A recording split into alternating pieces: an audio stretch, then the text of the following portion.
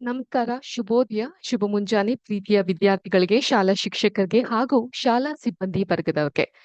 ತಮ್ಮೆಲ್ಲರಿಗೂ ಕೂಡ ಇವತ್ತಿನ ವಿಜ್ಞಾನದ ತರಗತಿಗೆ ಆತ್ಮೀಯವಾದಂತಹ ಸ್ವಾಗತ ತೋರ್ತಾ ಇರೋದು ನಾನು ನಿಮ್ಮ ವಿಜ್ಞಾನದ ಶಿಕ್ಷಕಿ ಅಶ್ವಿತಾ ಮಲ್ನಾಡ್. ಪ್ರಿಯ ವಿದ್ಯಾರ್ಥಿಗಳೇ, ಭಾನುವಾರದ ರಜೆಯ ನಂತರ ಸೋಮವಾರ ಕೂಡ ಒಂದು ಎಕ್ಸ್ಟ್ರಾ ರಜಾ ಸಿಕ್ಬಿಟ್ಟಿತ್ತು ಕನಕದಾಸ ಜಯಂತಿಯ ಪ್ರಯುಕ್ತ. ಅದಾದ ನಂತರ ಇವತ್ತು ನೀವು ಶಾಲೆಯ ಕಡೆಗೆ ಮುಖ ಮಾಡಿದ್ದೀರಾ. ಹಾಗಾಗಿ ಇವತ್ತಿನ ವಿಜ್ಞಾನದ ತರಗತಿಯಲ್ಲಿ ನಿಮ್ಗೆ ಹೆಚ್ಚು ಆಸಕ್ತಿದಾಯಕವಾಗಿರುವಂತಹ ವಿಷಯವನ್ನ ನಾನು ತೋರಿಸ್ತೀನಿ. ಅದೇ ಹೊಸದಾದಂತಹ ಚಾಪ್ಟರ್ ಆಹಾರ ಸಂಪನ್ಮೂಲಗಳಲ್ಲಿ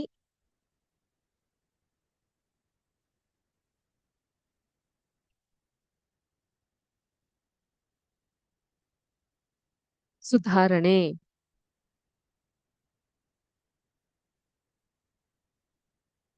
ಈ ಒಂದು ಪಠ್ಯವನ್ನ ನಾವು ಕಲಿಯೋದ್ಕಿಂತ ಮುಂಚೆ ನಾ ಹೇಳಿದ್ದೆ ಹೋದ ತರಗತಿಯಲ್ಲಿ ನಿಮ್ಗೆ ಇವತ್ತಿನ ಕ್ಲಾಸ್ ನಲ್ಲಿ ಒಂದು ಮಲ್ಟಿ ಚಾಯ್ಸ್ ಕ್ವೆಶನ್ಸ್ ಇರುತ್ತೆ ಅಂತ. ಇದನ್ನ ಮಲ್ಟಿಪಲ್ ಚಾಯ್ಸ್ ಕ್ವೆಶನ್ಸ್ ಅಂತ ಹೇಳೋದ್ಕಿಂತ ಹೆಚ್ಚಾಗಿ ನಮ್ಗೆ ಹೆಚ್ಚು ಒಂದು ವಿಷಯಗಳ ವಿನಿಮಯ ಈ ಒಂದು ಪ್ರಶ್ನೆಗಳಲ್ಲಿ ನೀವು ತಿಳ್ಕೊಂತ ಹೋಗ್ಬೋದು. ಸೊ ಅಂತ ಮಲ್ಟಿಪಲ್ ಚಾಯ್ಸ್ ಕ್ವೆಶನ್ ನಮ್ಮ ಮೊದಲನೇ ಪಠ್ಯ ಚಾಪ್ಟರ್ 1 ನಮ್ಮ ಸುತ್ತಲಿನ ದ್ರವ್ಯಗಳು ಈ ಒಂದು ಪಠ್ಯದಿಂದ ನೋಡೋಣ.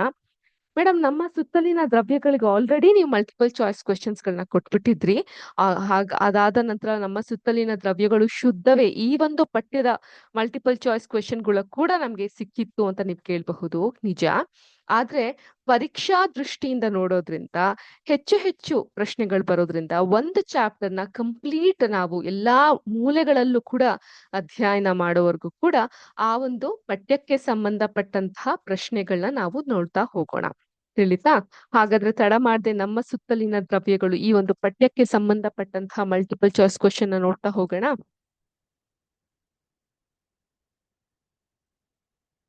ಓಕೆ, ನನ್ನ ಬೋರ್ಡ್ ನಿಮ್ಗೆ ಕಾಣಿಸ್ತಾ ಇದೆ ಅಂತ ನಾನು ಭಾವಿಸ್ತಾ ಇದ್ದೀನಿ. ನಮ್ಮ ಸುತ್ತಲಿನ ದ್ರವ್ಯವು ಈ ಒಂದು ದ್ರವ್ಯಗಳು ಈ ಒಂದು ಪಠ್ಯಕ್ಕೆ ಸಂಬಂಧಪಟ್ಟಂತಹ ಪ್ರಶ್ನೆಗಳನ್ನ ನಾವು ಕೇಳ್ತಾ ಹೋಗ್ತಾ ಇದೀವಿ. ಮೊದಲನೇ ಪ್ರಶ್ನೆ ಹೀಗಿದೆ. ಸೊ ಪ್ರಶ್ನೆ ನೋಡಿ, ಯಾರು ತಬ್ಬಿಬ್ಬಾಗ್ಬೇಡಿ. ಏನಿದು ಜನರಲ್ ಆಗಿ ಮಲ್ಟಿಪಲ್ ಚಾಯ್ಸ್ ಕ್ವಶನ್ಗೆ ಒಂದು 4 ಆಪ್ಷನ್ಸ್ ಗಳಿರುತ್ತೆ. ಇಲ್ಲಿ ಇಷ್ಟೊಂದು ಆಪ್ಷನ್ ಗಳಿದೆಯಲ್ಲ ಅಂತ ತಬ್ಬಿಬ್ಬಾಗ್ಬೇಡಿ. ಈಗ ಕೇಳಿ ಪ್ರಶ್ನೆಗಳನ್ನ. ಈ ಕೆಳಗಿನ ಯಾವುವು ದ್ರವ್ಯಗಳಾಗಿವೆ? ಇವುಗಳಲ್ಲಿ ಯಾವುದು ದ್ರವ್ಯಗಳಾಗಿದೆ? ಈ ಒಂದು ಪ್ರಶ್ನೆಗೆ ಉತ್ತರ ಒಂದಕ್ಕಿಂತ ಹೆಚ್ಚಿರುತ್ತೆ. ಅದೊಂದನ್ನ ಮಾತ್ರ ನಾನು ಹೇಳ್ಬಲ್ಲೆ. ಈ ಒಂದು ಪ್ರಶ್ನೆಗೆ ಉತ್ತರ there are more than one answers. ಅರ್ಥ ಆಯ್ತಾ? ಈ ಕೆಳಗಿನವುಗಳಲ್ಲಿ ಯಾವುವು ದ್ರವ್ಯಗಳಾಗಿವೆ?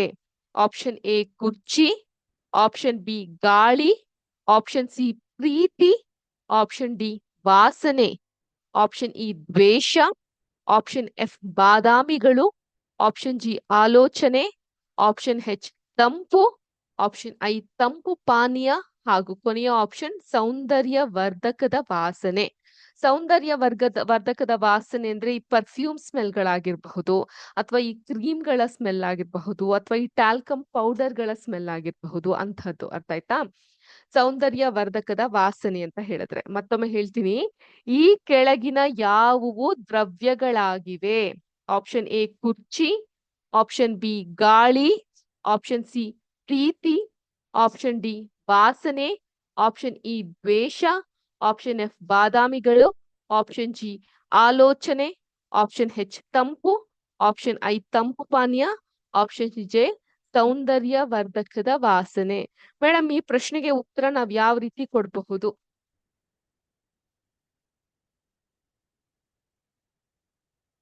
ಈ ರೀತಿ ಬರ್ತ್ಕೊಬೇಡಿ. ಮೊದಲನೇ ಪ್ರಶ್ನೆ ಅದಕ್ಕೆ ಉತ್ತರ ಒಂದಕ್ಕಿಂತ ಹೆಚ್ಚಿದೆ ಅಂತ ಹೇಳಿದೆ. ಉದಾಹರಣೆಗೆ just for an example, A C F H J ಇದು ಉತ್ತರ ಆಗಿತ್ತು ಅಂದ್ರೆ ಈ ರೀತಿ ಬರಿತೀರಾ. ಆ ಒಂದು ಪ್ರಶ್ನೆಗೆ ಉತ್ತರ ಯಾವ್ದಿದೆ ಅನ್ನೋದನ್ನ ವಿದ್ಯಾಶಕ್ತಿಗೆ ಅಂತಾನೆ ಒಂದು ಸಪರೇಟ್ ಪುಸ್ತಕವನ್ನ ನೀವು ಮೇಂಟೈನ್ ಮಾಡ್ತಿದ್ರೆ ಆ ಪುಸ್ತಕದಲ್ಲಿ ಅಥವಾ ನಿಮ್ಮ ರಫ್ ನೋಟ್ಗಳಲ್ಲಿ ನೀವು ಬರ್ದಿಟ್ಕೊಬಹುದು.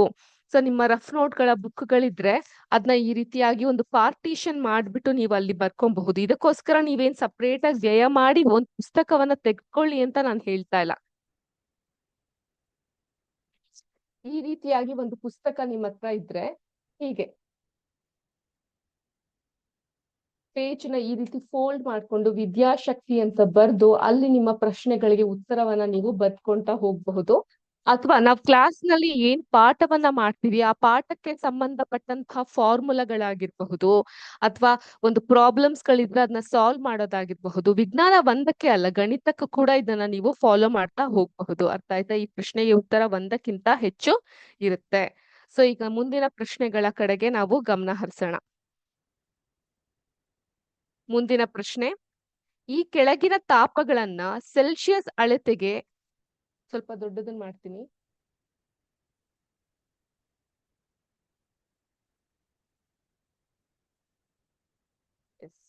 ಈ ಕೆಳಗಿನ ಸೆಲ್ಸಿಯಸ್ ಅಳತೆಗೆ ಪರಿವರ್ತಿಸಿ. ಎರಡು ಪ್ರಶ್ನೆ ಇಲ್ಲಿದೆ. ಇದನ್ನ ನಾವು ಸೆಲ್ಸಿಯಸ್ಗೆ ಪರಿವರ್ತಿಸಬೇಕಾಗುತ್ತೆ. Option A 293K 293 kelvin, option B 470 kelvin. ಇದಕ್ಕೆ ಹೇಗೆ ಉತ್ತರ ಕೊಡ್ಬೇಕಾಗತ್ತೆ ನೀವು ನೋಡಿ ಇಲ್ಲಿ. ಎರಡನೇ ಪ್ರಶ್ನೆ option A. So option A, ಇವಾಗ ನಾನೆಷ್ಟು 293 ಕೆಲ್ವಿನ್ ಅಂತ ಕೊಟ್ಟಾಗ ಅದನ್ನ ನಾವು ಸೆಲ್ಸಿಯಸ್ಗೆ ಪರಿಗಣನೆಗೆ ತೆಗೆದುಕೊಬೇಕಾದ್ರೆ ಒಂದು ಮೆಥಡ್ ಅನ್ನ ಫಾಲೋ ಮಾಡ್ತಾ ಇದ್ವಿ. ನೆನ್ಪಿದ್ಯಾ? ಒಂದು ರೀತಿಯಾಗಿ ನಾನು ನಿಮ್ಗೆ ಹೇಳ್ಕೊಟ್ಟಿದ್ದೆ.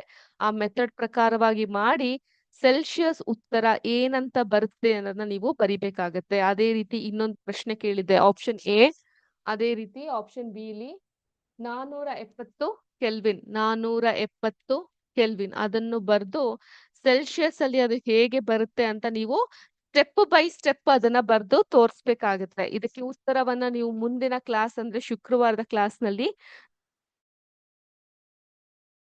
ಒಂದು ಸೆಲ್ಫ್ ಟೆಸ್ಟ್ ಅಂತಾರಲ್ಲ ಆ ರೀತಿಯಾಗಿ ನೀವು ಈ ಒಂದು ಪರೀಕ್ಷೆಯನ್ನ ತೆಗೆದುಕೊಳ್ಬಹುದು. ತಿಳಿತಾ? ಇದಾಗಿತ್ತು ನಮ್ಮ ಎರಡನೇ ಪ್ರಶ್ನೆ. ಇನ್ನು ಮೂರನೇ ಪ್ರಶ್ನೆಗೆ ಹಾರೋದಾದ್ರೆ, ಈ ಕೆಳಗಿನ ತಾಪಗಳನ್ನ ಕೆಲ್ವಿನ್ ಅಳತೆಗೆ ಪರಿವರ್ತಿಸಿ. ಸೊ ನಾ ಆಗ್ಲೇ ಇಲ್ಲಿ ಏನ್ ಕೇಳಿದ್ದೆ, ಈ ಒಂದು ತಾಪಗಳನ್ನ ಸೆಲ್ಸಿಯಸ್ಗೆ ಪರಿವರ್ತಿಸಿ ಅಂತ. ಇಲ್ಲಿ ಕೆಲ್ವಿನ್ಗೆ ಪರಿವರ್ತಿಸ್ಬೇಕಾಗತ್ತೆ. ಯಾವ್ದ್ಯಾವ್ದು? 25 ಡಿಗ್ರಿ ಸೆಲ್ಸಿಯಸ್ ಮತ್ತೆ ಆಪ್ಷನ್ ಬಿ 373 ಡಿಗ್ರಿ ಸೆಲ್ಸಿಯಸ್. ಇಲ್ಲಿ ಕಂಪ್ಯೂಟರ್ ಅಲ್ಲಿ ಡಿಗ್ರಿ ಒಂದು ಚಿತ್ರಣ ಸಿಗದೆ ಇರೋದ್ರಿಂದ ಈ ರೀತಿ ಬರ್ತಿದ್ದೆ. ಸೊ 25 ಡಿಗ್ರಿ ಸೆಲ್ಸಿಯಸ್ ಹೀಗೆ ಬರಿಬೇಕಾಗುತ್ತೆ. ಸ್ಟಾರ್ ಅಂತ ನೀವು ಪರೀಕ್ಷೆಲೆಲ್ಲ ಬರೆಯಕ್ ಹೋಗ್ಬೇಡಿ. ಕಂಪ್ಯೂಟರ್ ಅಲ್ಲಿ ಬೇರೆ ಆಪ್ಷನ್ ಇಲ್ಲದೆ ಇರೋ ಕಾರಣ ನಾನು ಸ್ಟಾರ್ ಅಂತ ಹಾಕಿದೀನಿ. ಸೊ ನೀವು ಅಲ್ಲಿ ಡಿಗ್ರಿ ಅನ್ನೋದನ್ನ ಡಿಗ್ರಿ ಆಗೇ ಬರ್ದು ತೋರಿಸ್ಬೇಕಾಗತ್ತೆ. ಅರ್ಥ ಆಯ್ತಾ? ಸೊ ಎರಡು ಪ್ರಶ್ನೆ ಇದೆ. ಯಾವ್ದ್ಯಾವ್ದು? 25 ಡಿಗ್ರಿ ಸೆಲ್ಸಿಯಸ್ ಮತ್ತೆ 373 ಡಿಗ್ರಿ ಸೆಲ್ಸಿಯಸ್. ಮೂರನೇ ಪ್ರಶ್ನೆ ಇದಾಗಿತ್ತು. ನಾಲ್ಕನೇ ಪ್ರಶ್ನೆ, ಈ ಕೆಳಗಿನ ತಾಪಗಳಲ್ಲಿ in the temperature given below ನೀರಿನ ಭೌತಿಕ ಸ್ಥಿತಿಯನ್ನ ತಿಳಿಸಿ. The physical property of the water, ಅವುಗಳ ಸ್ಥಿತಿ ಏನಿರುತ್ತೆ ಅದನ್ನ ನೀವು ತಿಳಿಸ್ತಾ ಹೋಗಿ. Sorry, physical state of the water. ಈ ಕೆಳಗಿನ ತಾಪಮಾನಗಳಲ್ಲಿ ನೀರಿನ ಭೌತಿಕ ಸ್ಥಿತಿ 25 ಡಿಗ್ರಿ ಸೆಲ್ಸಿಯಸ್, 0 ಡಿಗ್ರಿ ಸೆಲ್ಸಿಯಸ್ ಹಾಗೂ 100 ಡಿಗ್ರಿ ಸೆಲ್ಸಿಯಸ್. ಈ ಒಂದು ತಾಪಮಾನಗಳಲ್ಲಿ ನೀರಿನ ಭೌತಿಕ ಸ್ಥಿತಿಯನ್ನ ನೀವು ನಮ್ಗೆ ತಿಳಿಸ್ಬೇಕಾಗತ್ತೆ. ತಿಳಿತಾ? ಐದನೇ ಪ್ರಶ್ನೆ, ಈ ಕೆಳಗಿನವುಗಳಲ್ಲಿ CNG ಇದರ ವಿಸ್ತಾರ ರೂಪವನ್ನ ತಿಳಿಸಿ. ಈ ಕೆಳಗಿನವುಗಳಲ್ಲಿ CNG ಇವುಗಳ ವಿಸ್ತಾರವಾದಂತಹ ರೂಪವನ್ನ ತಿಳಿಸಿ. ಆಪ್ಷನ್ ಎ ಕಾಂಪ್ರೆಸ್ಡ್ ಸ್ವಾಭಾವಿಕ ಅನಿಲ, ಆಪ್ಷನ್ ಬಿ ಸಂಪೀಡಿತ ನೈಸರ್ಗಿಕ ಅನಿಲ, option C compressed natural gas, option D ಮೇಲಿನ ಎಲ್ಲವೂ. ಸೊ ಇವುಗಳಲ್ಲಿ ಕೆಳಗಿನವುಗಳಲ್ಲಿ CNG ವಿಸ್ತಾರ ರೂಪ ತಿಳಿಸಿ ಏನಂತ ಆಗಿತ್ತು? ಆಪ್ಷನ್ ಎ ಕಂಪ್ರೆಸ್ಡ್ ಸ್ವಾಭಾವಿಕ ಅನಿಲ, ಆಪ್ಷನ್ ಬಿ ಸಂಪೀಡಿತ ನೈಸರ್ಗಿಕ ಅನಿಲ, option C compressed natural gas, option D ಮೇಲಿನ ಎಲ್ಲವೂ. ಅರ್ಥ ಆಯ್ತಾ? 5 ಸುಲಭವಾದಂತಹ ಪ್ರಶ್ನೆಗಳನ್ನ ನಾನು ಕೇಳಿದ್ದೀನಿ ನಿಮ್ಗೆ.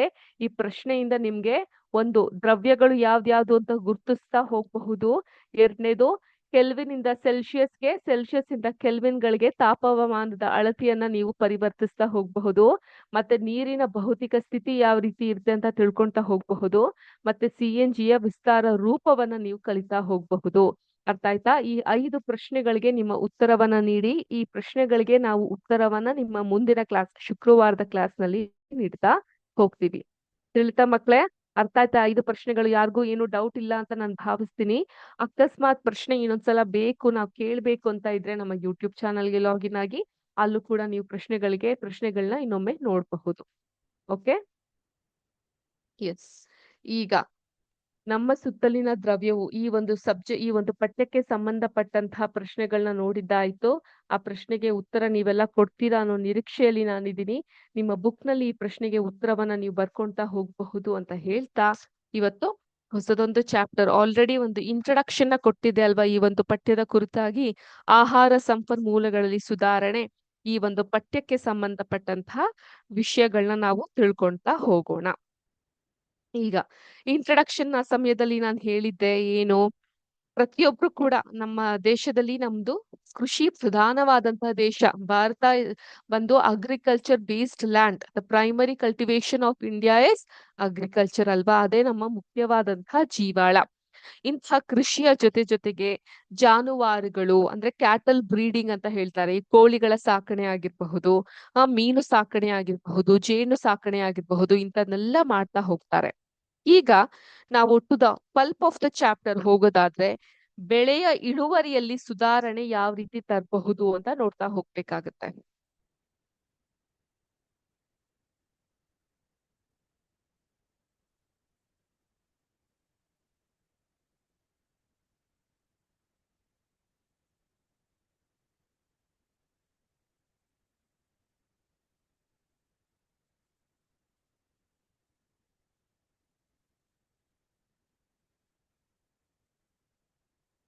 ಬೆಳೆಯ ಇಳುವರಿಯಲ್ಲಿ ಸುಧಾರಣೆ.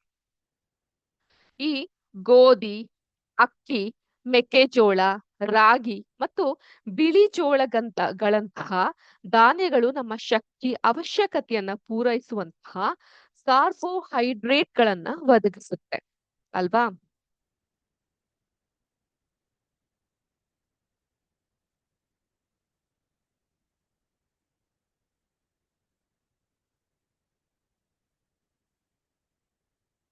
ಕಾರ್ಬೋಹೈಡ್ರೇಟ್ ಅನ್ನ ನಮ್ಗೆ ಒದಗಿಸ್ತಾ ಬರುತ್ತೆ.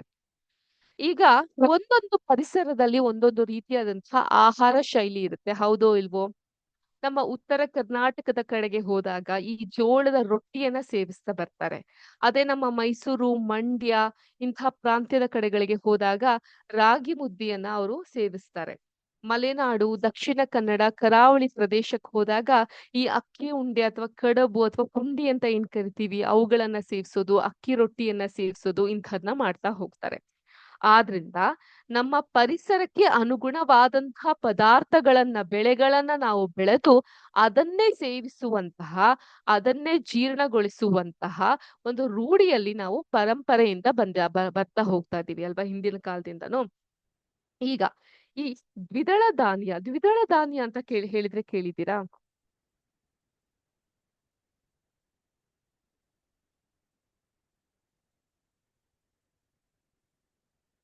ದ್ವಿದಳ ಧಾನ್ಯ ಅಂತ ಹೇಳಿದ್ರೆ ಈ ಮನೆಯಲ್ಲಿ ನಾವು ಸಾಮಾನ್ಯವಾಗಿ ಬಳಸುವಂತಹ ಕಡಲೆ ಆಗಿರಬಹುದು,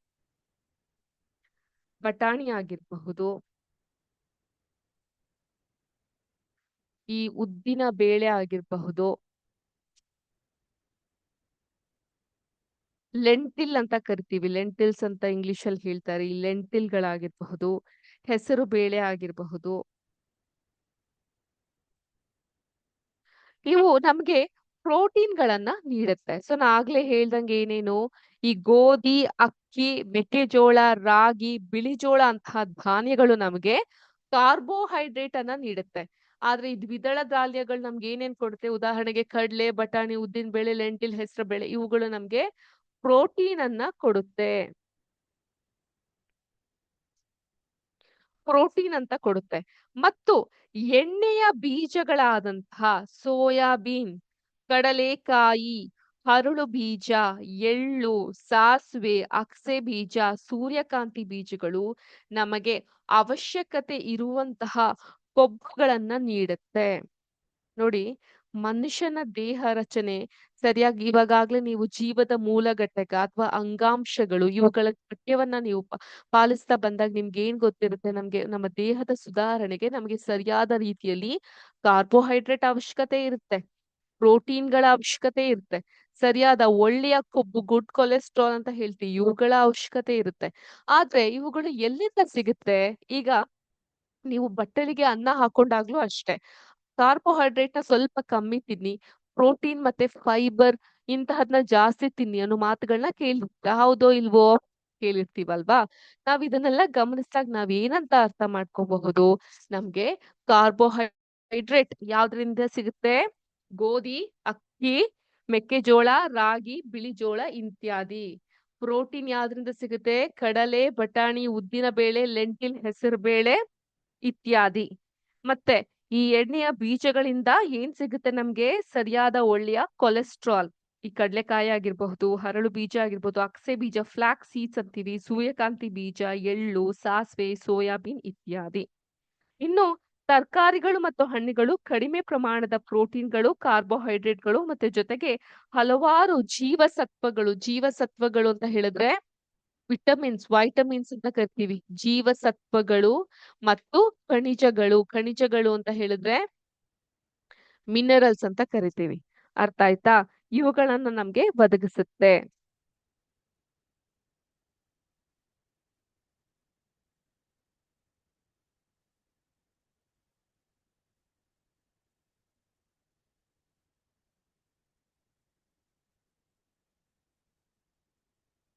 ಒಟ್ಟಾರೆ ನಾನಿಲ್ಲಿ ಹೆಸರಿಸಿದಂತಹ ಇವುಗಳು ನಮ್ಗೆ ಏನೇನ್ ಕೊಡುತ್ತೆ ಮಕ್ಳೇ? ಕಾರ್ಬ್ಸ್ ಅಂತ ಕರಿತೀವಿ ಅಲ್ವಾ? ಕಾರ್ಬೋಹೈಡ್ರೇಟ್,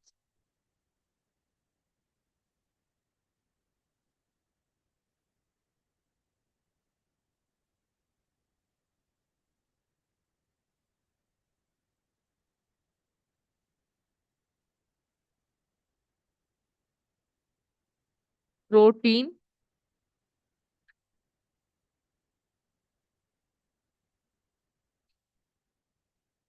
ಒಳ್ಳೆ ಕೊಬ್ಬು, ಗುಡ್ ಕೊಲೆಸ್ಟ್ರಾಲ್, ಕ್ಷಮೆ ಇರ್ಲಿ,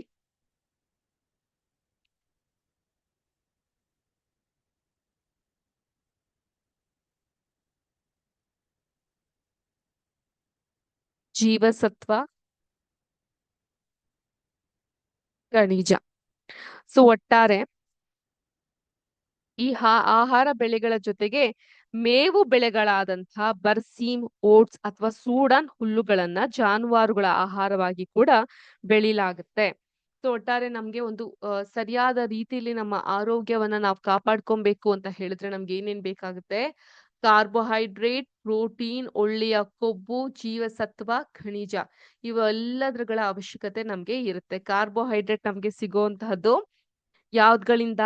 ಗೋಧಿ, ಅಕ್ಕಿ ಇಂತಹದ್ರಿಂದ ಸಿಗುತ್ತೆ. ಪ್ರೋಟೀನ್ ಅನ್ನೋದು ಈ ದ್ವಿದಳ ಧಾನ್ಯಗಳಿಂದ, ಒಳ್ಳೆ ಕೊಬ್ಬು ಈ ಎಣ್ಣೆಯ ಬೀಜಗಳಿಂದ, ಜೀವಸತ್ವ ಮತ್ತೆ ಖನಿಜಗಳು ತರಕಾರಿ ಮತ್ತು ಹಣ್ಣುಗಳಿಂದ ನಮ್ಗೆ ಸಿಗ್ತಾ ಹೋಗುತ್ತೆ.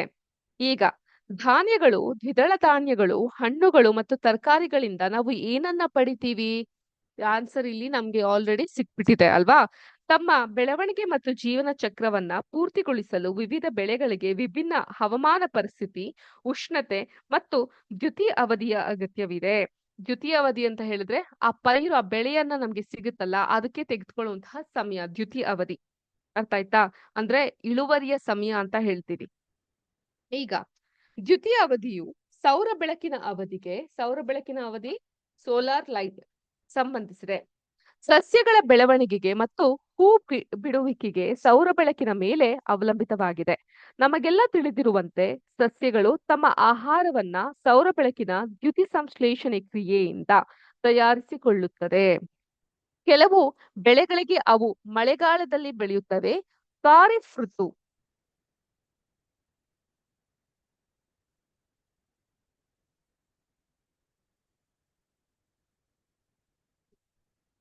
ಋತು ಎಂದು ಕರೆಯಲಾಗುವ ಈ ಕಾಲವು ಜೂನ್ ತಿಂಗಳಿಂದ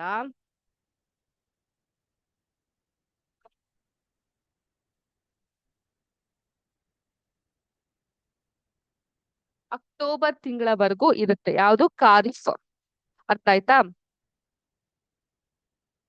ಇನ್ನು ಕೆಲವು ಬೆಳೆಗಳು ಚಳಿಗಾಲದಲ್ಲಿ ಅಂದ್ರೆ ಬೆಳೆಯುತ್ತೆ. ಇದನ್ನ ರಬಿ ಋತು ಅಂತ ಕರಿತೀವಿ. ರಬಿ ಅಲ್ಲ, ರಬಿ ಋತು. ನಿಮ್ಗೆ ಆಲ್ರೆಡಿ 8ನೇ ಕ್ಲಾಸ್ ಅಲ್ಲಿ ಖಾರಿಫ್, ರಬಿ ಇವುಗಳ ಬಗ್ಗೆ ಒಂದು ಪರಿಚಯ ಆಗಿತ್ತು ಅಂತ ನನ್ಗೆ ಗೊತ್ತು. ರಬಿ ಋತು ಅಂತ ಕರೆಯಲಾಗುತ್ತೆ. ಇದರ ಅವಧಿಯಲ್ಲಿ ನವೆಂಬರ್ ಇಂದ ಏಪ್ರಿಲಿನವರೆಗೆ, ಅಂದ್ರೆ ಪ್ರಸ್ತುತ ನಡೀತಾ ಇರೋದು ನವೆಂಬರ್ ಇಂದ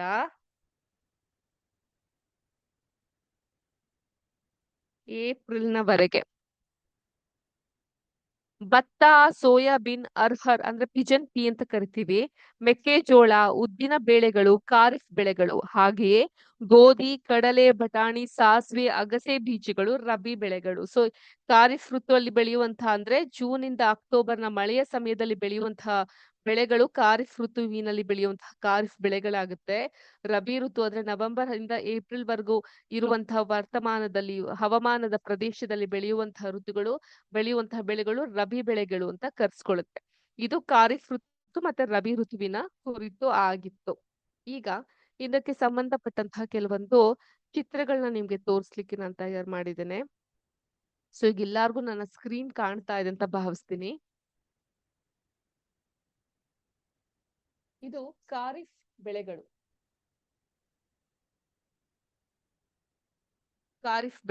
ಖಾರಿಫ್ ಬೆಳೆಗಳಲ್ಲಿ ಪ್ಯಾಡಿ ಅಂದ್ರೆ ಏನ್ ಮಕ್ಳೇ?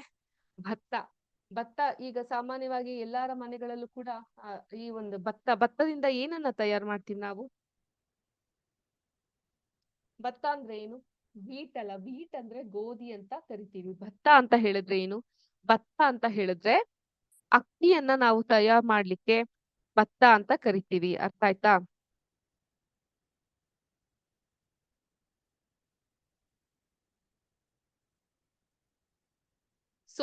ಸೋಯಾಬೀನ್ಗಳು ಗೊತ್ತಲ್ಲ, ಸೋಯಾ ಕಾಳುಗಳು, ಎಳೆ ಎಳೆ ಕಾಳುಗಳು ಇರುತ್ತೆ, ಅದನ್ನ ಸೋಯಾಬೀನ್. ಪಿಜನ್ ಪೀ ಅಂತ ಹೇಳಿದ್ರೆ ಯಾರಿಗ್ ಗೊತ್ತು? ಪ್ರತಿದಿನ ನಮ್ಮ ಮನೆಯಲ್ಲಿ ಅಡಿಗೆಗೆ ಇದನ್ನ ಬಳಸ್ತಾನೆ ಇರ್ತೀವಿ. ತೊಗರಿ ಕಾಳು ಆ ತೊಗರಿ ಕಾಳಿನ ತೊಗರಿ ಬೇಳೆಯನ್ನ ಕೂಡ ನಾವು ತಯಾರಿಸ್ತೀವಿ ಅಲ್ವಾ? ಭತ್ತ, ಸೋಯಾಬೀನ್, ತೊಗರಿ ಕಾಳು, ಪಿಜನ್ ಪೀ ಅಂದ್ರೆ. ಕಾಟನ್ ಅಂದ್ರೆ ಹತ್ತಿ, ಪೀಸ್ ಅಂದ್ರೆ ಬಟಾಣಿ, ಗ್ರೀನ್ ಗ್ರಾಮ್ ಅಂದ್ರೆ ಹೆಸರು ಕಾಳು. ಅರ್ಥ ಆಗ್ತಾ ಇದ್ಯಾ? ಅದ್ರ ಜೊತೆಗೆ ಇಂಗ್ಲಿಷ್ ಪದಗಳನ್ನು ನಾವು ತಿಳ್ಕೊಬೇಕಾಗುತ್ತೆ. ಭತ್ತ, ಸೋಯಾಬೀನ್, ತೊಗರಿ ಕಾಳು, ಹತ್ತಿ, ಬಟಾಣಿ, ಹೆಸರು ಕಾಳು. ಗ್ರೀನ್ ಗ್ರಾಮ್ ಅಂದ್ರೆ ಹೆಸರು ಕಾಳು, ಪೀಸ್ ಅಂದ್ರೆ ಬಟಾಣಿ, ಕಾಟನ್ ಅಂದ್ರೆ ಹತ್ತಿ, ಪ್ಯಾಡಿ ಅಂದ್ರೆ ಭತ್ತ, ಸೋಯಾಬೀನ್ ಅಂದ್ರೆ ಸೋಯಾ ಕಾಳುಗಳು, ಪಿಜನ್ ಪೀ ಅಂದ್ರೆ ತೊಗರಿ ಕಾಳುಗಳು. ತಿಳಿತಾ? ಇವುಗಳನ್ನು ನಾವು ಖಾರಿಫ್ ಬೆಳೆಗಳು ಅಂತ ಕರಿತೀವಿ. ಯಾವ್ಯಾವ್ ಖಾರಿಫ್ ಬೆಳೆಗಳು? ಭತ್ತ, ಸೋಯಾಬೀನ್, ತೊಗರಿ ಕಾಳು, ಹತ್ತಿ, ಬಟಾಣಿ, ಹೆಸರು ಕಾಳು. ಇಲ್ಲೇ ಸಿಕ್ತು ನಮ್ಗೆ. ಖಾರಿಫ್ ಬೆಳೆಗಳಲ್ಲಿ ನೋಡಿ ಇಲ್ಲಿ. ಪ್ಯಾಡಿ, ಭತ್ತ. ಮೇಜ್ ಅಂದ್ರೆ ಏನಿದು? ಜೋಳ. ಬಾಜ್ರಾ, ಜೋವಾರ್ ಅಂದ್ರೆ ಬಿಳಿ ಜೋಳ. ಅರ್ಥ ಆಯ್ತಾ? ಇವುಗಳೆಲ್ಲವೂ ಖಾರಿಫ್ ಬೆಳೆಗಳು ಅಂತ ಕರ್ಸ್ಕೊಳ್ಳುತ್ತೆ. ಇವುಗಳ ನೋಡಿ, ತೊಗರಿ ಕಾಳು, ತೊಗರಿ ಬೇಳೆ ಇರುತ್ತೆ, ಹೆಸರು ಬೇಳೆ, ಉದ್ದಿನ ಬೇಳೆ, ಅಗಸೆ ಬೀಜ, ಕಡಲೆಕಾಯಿ ಬೀಜ, ಇವುಗಳನ್ನೆಲ್ಲ ನೀವು ನೋಡಬಹುದು. ಸೋಯಾ ಕಾಳುಗಳು, ಹತ್ತಿ, ಇವೆಲ್ಲ. ರಬಿ ಬೆಳೆಗಳು ಅಂತ ಹೇಳಿದ್ರೆ ನಮ್ಮ ಮನೆಯ ಮಸಾಲೆ ಪದಾರ್ಥಗಳು ಏನೇನ್ ಬೆಳೆಸ್ತೀವಿ? ಜೀರಿಗೆ ಆಗಿರಬಹುದು, ಚಕ್ಕೆ ಆಗಿರಬಹುದು, ಧನ್ಯ, ಬಾರ್ಲಿ, ಓಟ್ಸ್, ಗೋಧಿ, ಹ್ಮ್ ಈ ಕಾಳುಗಳು, ಲಿನ್ಸಿಡ್, ಸೂರ್ಯಕಾಂತಿ ಹೂವು, ಅದರ ಬೀಜ, ಇವೆಲ್ಲವೂ ಕೂಡ ರಬಿ ಬೆಳೆಗಳಲ್ಲಿ ನಾವು ಕಾಣ್ತಾ ಹೋಗ್ತೀವಿ. ಮತ್ತೆ ಈ ರಬಿ ಬೆಳೆಗಳಲ್ಲಿ ನೋಡಿ ಈ ರೀತಿಯಾಗಿ ನಾವು ಕಾಣ್ತಾ ಹೋಗ್ತೀವಿ. ಅರ್ಥ ಆಯ್ತಾ? ಹಾಗಾದ್ರೆ ಯಾಕೆ ನಾವು ಈ ಖಾರಿಫ್ ಬೆಳೆಗಳು, ರಬಿ ಬೆಳೆಗಳು ಅಂತ ವಿಂಗಡಣೆ ಮಾಡಿದೀವಿ ಅಂತ ಹೇಳಿದ್ರೆ, ಅವು ನಮ್ಗೆ ಸಿಗುವಂತಹ ಸಮಯಾವಕಾಶಗಳ ಮೇರೆಗೆ. ಅಂದ್ರೆ ಜೂನ್ ಇಂದ ಅಕ್ಟೋಬರ್‌ನ ಮಳೆಗಾಲದಲ್ಲಿ ಬೆಳೆಯುವಂತಹ ಬೆಳೆಗಳನ್ನ ಖಾರಿಫ್ ಋತು ಅಥವಾ ಖಾರಿಫ್ ಬೆಳೆಗಳು ಅಂತ ಹೇಳ್ತೀವಿ. ನವೆಂಬರ್ ಮತ್ತು ಏಪ್ರಿಲ್ ತಿಂಗಳಲ್ಲಿ ಬೆಳೆಯುವಂತಹ ಬೆಳೆಗಳು ಅಂದ್ರೆ ಚಳಿಗಾಲದಲ್ಲಿ ಬೆಳೆಯುವಂತಹ ಬೆಳೆಗಳನ್ನ ರಬಿ ಋತುವಿನಲ್ಲಿ ಬೆಳೆಯುವಂತಹ ರಬಿ ಬೆಳೆಗಳು ಅಂತ ಕರಿತೀವಿ. ಈ ವ್ಯತ್ಯಾಸಗಳು ನಿಮ್ಗೆ ಅರ್ಥ ಆಗ್ತಾ ಇದೆ ಅಲ್ವಾ ಮಕ್ಕಳೇ?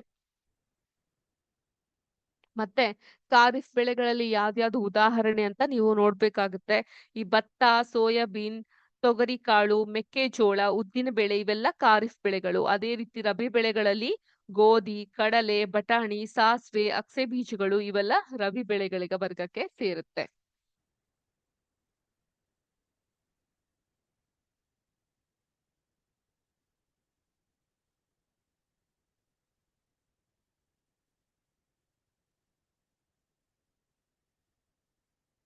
ಭಾರತದಲ್ಲಿ ಭಾರತ ಅಲ್ಲ, ಭಾರತದಲ್ಲಿ 1960ರಿಂದ 2004ರ ಅವಧಿಯಲ್ಲಿ ಶೇಕಡ 25ರಷ್ಟು ಕೃಷಿ ಭೂಮಿಯ ಹೆಚ್ಚಳದೊಂದಿಗೆ ಆಹಾರ ಧಾನ್ಯಗಳ ಉತ್ಪಾದನೆಗಳಲ್ಲಿ 4 ಪಟ್ಟು ಹೆಚ್ಚಳವಾಗಿದೆ. ಎಲ್ಲಿಂದ ಎಲ್ಲಿಗೆ?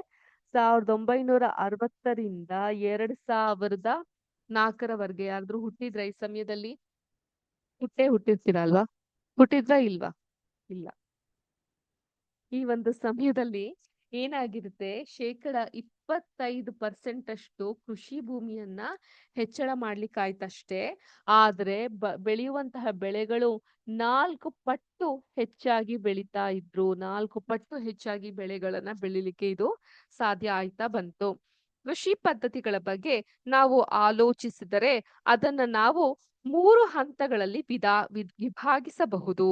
ಮೊದಲನೇದಾಗಿ ಬಿತ್ತನೆ ಮಾಡಲು ಬೀಜಗಳ ಆಯ್ಕೆ. ಎರಡನೇದಾಗಿ ಬೆಳೆ ಸಸ್ಯಗಳನ್ನ ಪೋಷಿಸುವುದು. ಮೂರನೆಯದಾಗಿ ಬೆಳೆಯುತ್ತಿರುವ ಮತ್ತು ಕಟಾವು ಮಾಡಿದ ಬೆಳೆಗಳನ್ನ ನಷ್ಟ ಆಗುವಿಕೆಯಿಂದ ರಕ್ಷಿಸುವುದು. ಆದ್ದರಿಂದ ಬೆಳೆಯ ಇಳುವರಿಯನ್ನ ಉತ್ತಮಪಡಿಸುವ ಚಟುವಟಿಕೆಗಳನ್ನ ಈ ಕೆಳಗಿನ 3 ಗುಂಪುಗಳಾಗಿ ನಾವು ವಿಂಗಡಿಸಲಾಗಿದೆ. ಯಾವ್ಯಾವ ಗುಂಪು?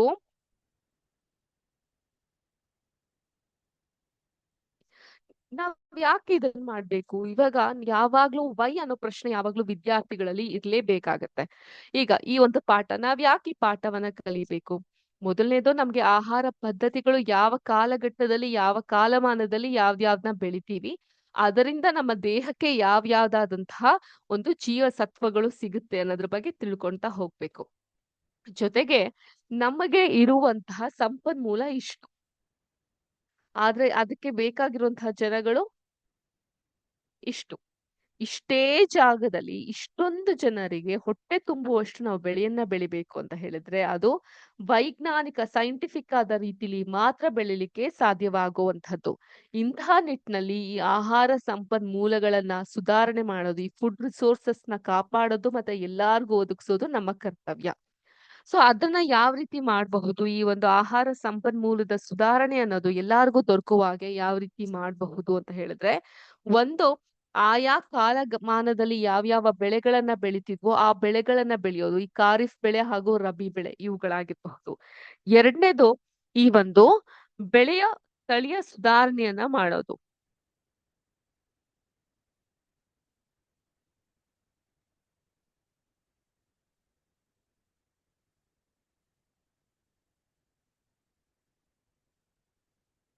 ಬೆಳೆಯ ತಳಿ ಸುಧಾರಣೆ,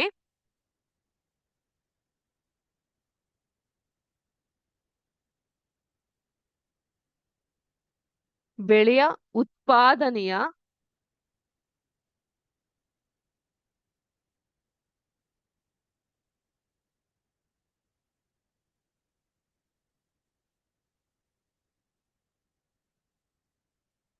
ನಿರ್ವಹಣೆ,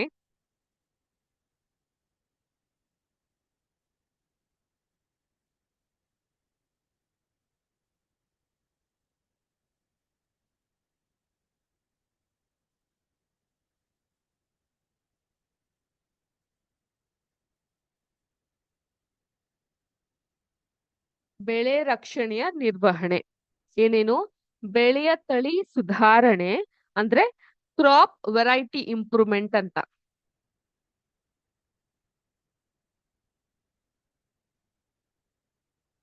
ಅಂದ್ರೆ ಉತ್ತಮ ತಳಿಯ ಬೀಜಗಳನ್ನ ತೆಗೆದುಕೊಂಡು ಬರುವುದು ಅಂತ ಕ್ರಾಪ್ ವೆರೈಟಿ ಇಂಪ್ರೂವ್ಮೆಂಟ್ ಅಂತ ಕರಿತೀವಿ. ಏನಕ್ಕೆ? ಬೆಳೆಯ ತಳಿಯ ಸುಧಾರಣೆ ಮಾಡ್ಲಿಕ್ಕೆ. ನೆಕ್ಸ್ಟ್, ಬೆಳೆಯ ಉತ್ಪಾದನೆಯ ನಿರ್ವಹಣೆ. ಬೆಳೆಯ ಉತ್ಪಾದನೆಯ ನಿರ್ವಹಣೆ ಅಂತ ಹೇಳಿದ್ರೆ ಅದು ಕ್ರಾಪ್ ಪ್ರೊಡಕ್ಷನ್ ಮ್ಯಾನೇಜ್ಮೆಂಟ್.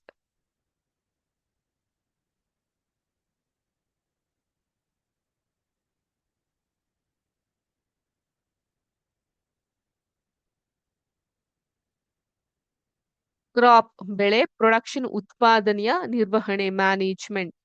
ಅರ್ಥ ಆಯ್ತಾ? ಮೂರನೇದು, ಬೆಳೆ ರಕ್ಷಣೆಯ ನಿರ್ವಹಣೆ ಅಂದ್ರೆ ಕ್ರಾಪ್ ಪ್ರೊಟೆಕ್ಷನ್ ಮ್ಯಾನೇಜ್ಮೆಂಟ್.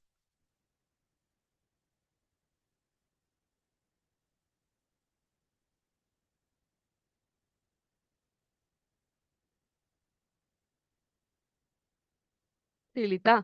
ಈ ಮೂರನ್ನ ನಾವು ಇಲ್ಲಿ ನೋಡ್ಕೊಬೇಕಾಗತ್ತೆ. ಒಂದು, ಬೆಳೆಯ ತಳಿ ಸುಧಾರಣೆ, ಒಂದು ಒಳ್ಳೆ ಉತ್ತಮ ಗುಣಮಟ್ಟದ ಬೆಳೆಯ ತಳಿಯನ್ನ ತೆಗೆದುಕೊಂಡ್ಬರ್ಬೇಕಾಗತ್ತೆ. ತಂದಂತಹದ್ನ ಒಳ್ಳೆ ರೀತಿಯಾಗಿ ನಾವು ಉತ್ಪಾದನೆ ಮಾಡ್ಬೇಕಾಗತ್ತೆ. ಉತ್ಪಾದನೆ ಮಾಡಿದಂತಹ ಬೆಳೆಯನ್ನ ನಾವು ರಕ್ಷಣೆಯನ್ನ ಮಾಡ್ಬೇಕಾಗತ್ತೆ. ಒಳ್ಳೆಯ ಬೀಜಗಳನ್ನ ಬಿತ್ತಬೇಕು. ಬಿತ್ತಂತಹ ಬೀಜಕ್ಕೆ ಸರಿಯಾದಂತಹ ಪೋಷಕಾಂಶಗಳನ್ನ ಕೊಡ್ತಾ ಹೋಗ್ಬೇಕು. ಗೊಬ್ಬರ ಸಿಂಪಡುವಿಕೆ ಅಥವಾ ಇರಿಗೇಷನ್ ನೀರಾವರಿಯನ್ನ ಮಾಡೋದ್ರ ಮೂಲಕ ಕೊನೆಗೆ ಬಂದಂತಹ ಬೆಳೆಯನ್ನ ರಕ್ಷಣೆ ಮಾಡ್ಬೇಕು. We have to protect the crops. ಇವುಗಳು ಏನು ಅನ್ನೋದನ್ನ ಸ್ಥೂಲವಾಗಿ ನಾವು ಮುಂದಿನ ಕ್ಲಾಸ್ ನಲ್ಲಿ ತಿಳ್ಕೊಂತಾ ಹೋಗೋಣ. ಅದೇ ಮಲ್ಟಿಪಲ್ ಚಾಯ್ಸ್ ಪ್ರಶ್ನೆಗಳಿಗೆ ಉತ್ತರವನ್ನು ಕಂಡ್ಕೊಂತಾ ಹೋಗೋಣ. ಇವತ್ತಿನ ಕ್ಲಾಸ್ಗೆ ಇಷ್ಟು ಸಾಕು. ಇದಾಗಿತ್ತು ಇವತ್ತಿನ ವಿಜ್ಞಾನದ ತರಗತಿ. ನಿಮ್ಮೆಲ್ಲರಿಗೂ ಅರ್ಥ ಆಗಿದೆ ಅಂತ ಭಾವಿಸ್ತೀನಿ. ಎಲ್ಲಾರ್ಗೂ ಶುಭ ದಿನ. ಜೈ ಹಿಂದ್, ಜೈ ಕರ್ನಾಟಕ ಮಾತೆ, ಜೈ ವಿದ್ಯಾಶಕ್ತಿ. ನಮಸ್ಕಾರ.